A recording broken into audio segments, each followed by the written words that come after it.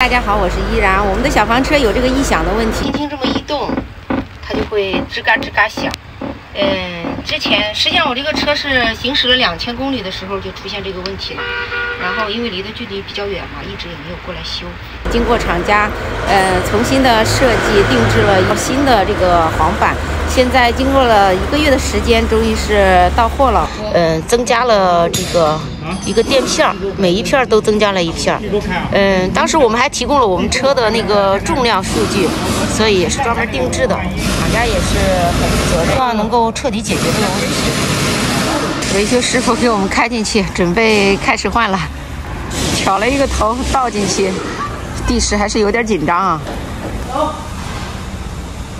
等会儿啊。这是拆下来的。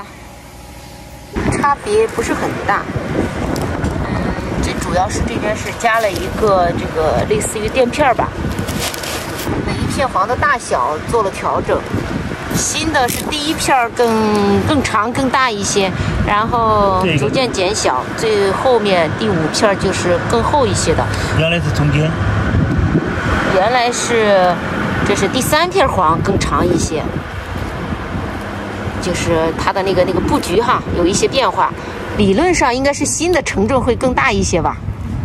用了接近5个小时的时间吧，两边的黄片都是已经换上了。